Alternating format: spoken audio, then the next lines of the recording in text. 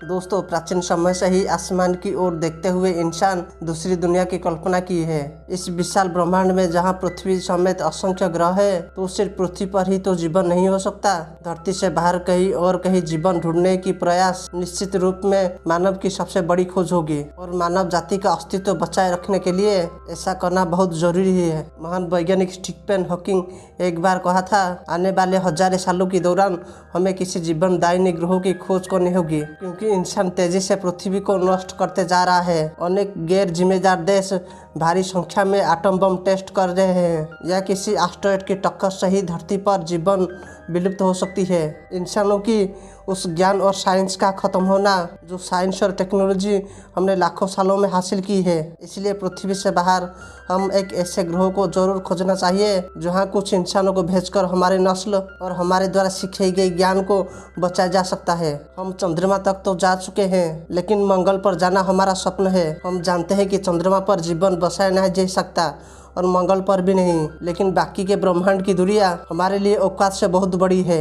इसलिए शायद हमें किसी निकटतम ग्रह पर रहने के लिए हैबिटेबल बनाना पड़ेगा। अपने इस सपने को साकार करने के लिए हमारे मन में सबसे पहला नाम मंगल ग्रह का आती है। हम मंगल पर जा तो सकते हैं, लेकिन ये ग्रह हमारे लिए रहने के लिए बिल्कुल अनुकूल नहीं है। भले ही यहाँ पानी के रूप में बर्फ मौजूद हो, लेकिन मैग्नेटिक फील्ड ना होने की वजह से सन की रेडिएशन इस प्लैनेट पर सीधी पड़ती है और मार्स पर करीब 120 किलोमीटर प्रति घंटे की स्पीड से तूफान बहती है लगातार कई दिनों तक। अगर हम मनुष्य को इस ग्रह पर रहना पड़ा तो हम मंगल पर अंडरग्राउंड बंकर पर जीवित रह सकते हैं। मंगल के बाद पृथ्वी का सबसे नजदीकी ग्रह शुक्र ग्रह यानी वेनस पर माहौल पृथ्वी की तरह थोड़ी है। वेनस का डायमीटर पृथ्वी का डायमीटर से 10% कम है। यहाँ का ग्रेविटेशनल फोर्स भी पृथ्वी का ग्रेविटेशनल फोर्स से 91% है। लेकिन वेनस पर परिस्थितियाँ इतनी खराब है कि हम इस ग्रह पर जाने की कल्पना भी नहीं कर सकते। इस प्लैनेट की टेम्परेचर 471 डिग्री सेल्सियस रहती है। ये टेम्परेचर प्योर ग्लास को भी आसानी से पिघल सकती है और यहाँ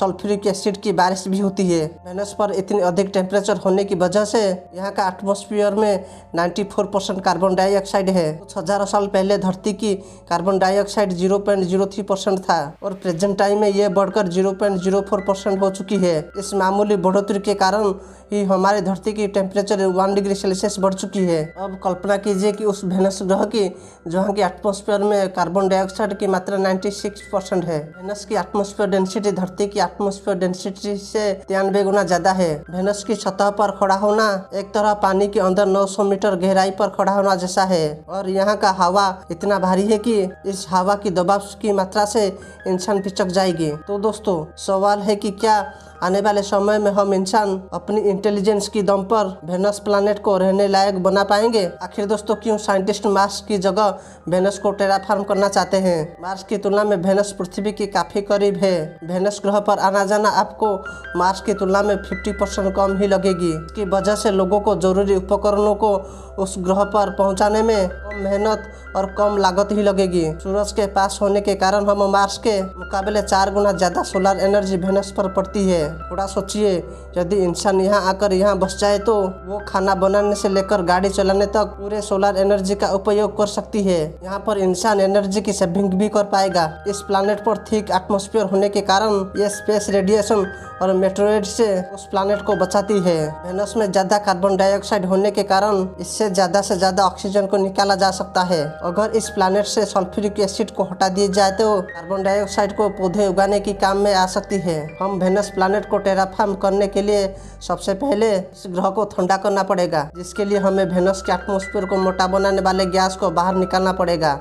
एक साइंटिफिक कैलकुलेशन के अनुसार वेनस पर 4.65 क्विंटिलियन टन की कार्बन डाइऑक्साइड मौजूद है। इस गैस को बाहर निकालने के लिए भले ही हमारे पास कोई भी टेक्नोलॉजी नहीं है, लेकिन आने वाले फ्यूचर में हम कुछ टेक्नोलॉजी के ऊपर विचार किया जा सकता है। वैज्ञानिकों के अनुसार यदि हम सोलर एनर्जी को एक जगह फोकस करने वाले पैनल को अंतरिक्ष में भेजे और सन से मिलने वाले ऊर्जा को लेजर बीम में बदलकर वेनस पर मोड़ दे, तब इसी प्लैनेट के एटमॉस्फेयर और भी गर्म होने लगेगा, जिस वजह से वेनस पर एटमॉस्फेयर कुछ हद तक स्पेस में रेडिएट हो जाएगी और यहाँ का एटमॉस्फेयर धीरे धीरे पतला होने लगेगा। हालांकि यह प्रक्रिया बहुत ही धीमी गति से होगी।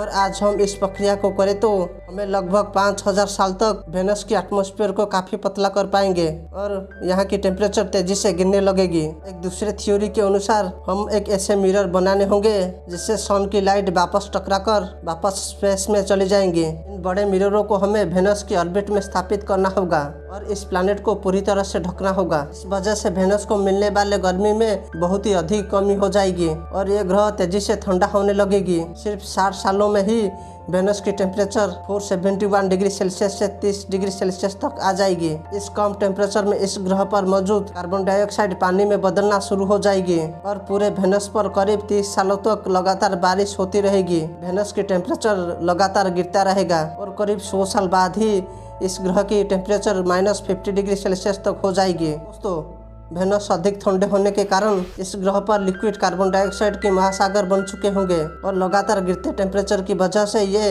महासागर बर्फ में तब्दील हो जाएंगे। पूरे ग्रह पर कार्बन डाइऑक्साइड की बर्फबारी होते रहेंगे। इतने ठंडे में की एटमॉस्फेयर में सिर्फ नाइट्रोजन गैस ही बचेगी, लेकिन इतने ठंडे जगह में इंसान जीवित नहीं रह पाएगा। और यदि वेनस को फिर से गर्म करने की कोशिश की गई तो वेनस की जमी हुई कार्बन डाइऑक्साइड फिर से वायुमंडल में भर जाएगी। इसलिए हम इस जमी हुई कार्बन डाइऑक्साइड को इस ग्रह से बाहर स्पेस में फेंकना होगा और ऐसा करना एक बेहद ही मुश्किल चुनौती है। हमें बेहद शक्तिशाली रॉकेट स्पेस में भेजने होंगे जो कि बेहद ही महंगी और जटिल प्रक्रिया होगी। मान लो कि यदि हम इस बर्फ को हम स्पेस में भेज देंगे फिर भी समस्या समाप्त नहीं होंगे। हमें वेनस पर पानी की जरूरत भी पड़ेगी क्योंकि लिक्विड कार्बन डाइऑक्साइड पर जीवन नहीं पनप सकता। हमारे सोलर सिस्टम के सबसे बड़े ग्रह जुपिटर की मून यूरोपा नाम दिया गया है, उसमें धरती की तुलना में 2 गुना ज्यादा पानी है। ये सारा पानी बर्फ के रूप में जमा हुआ है, लेकिन हम यूरोपा को खींचकर वेनस के पास तो नहीं ले जा सकते। ऐसे में हमें यूरोपा पर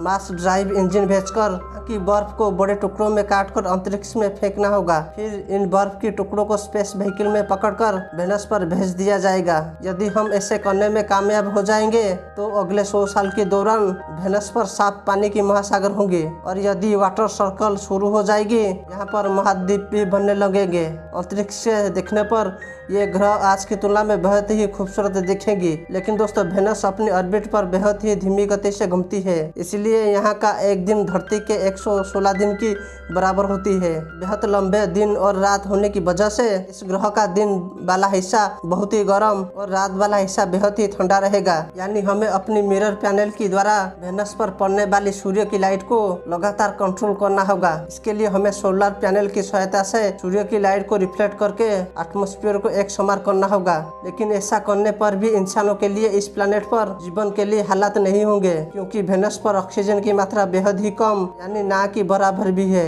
लेकिन पानी की विशाल महासागर होने के कारण हालात खुद ब खुद बदलने लगेंगे। यहाँ की ओशन में साइनोबैक्टीरिया पनपने लगेंगे और ये बैक्टीरिया ही ऑक्सीजन को निर्मित करती है। धरती अपनी निर्माण की प्रक्रिया से गुजरी तब धरती पर ऑक्सीजन बैक्टीरिया द्वारा ही किया गया था। लेकिन दोस्तों यह प्रक्रिया होने में हजारों सालों के वक्त लग जाएंगे, लेकिन एक समय ऐसा आएगा वेनस भी धरती जैसे दिखने लगेंगे। हम इंसान इस ग्रह पर विदाउट स्पेस सूट में भी बाहर निकल पाएंगे। दोस्तों ऐसे ही वेनस पर टेराफॉर्म किया जा सकता है। तो वीडियो अच्छा लगा तो लाइक करना और चैनल को सब्सक्राइब भी कर देना।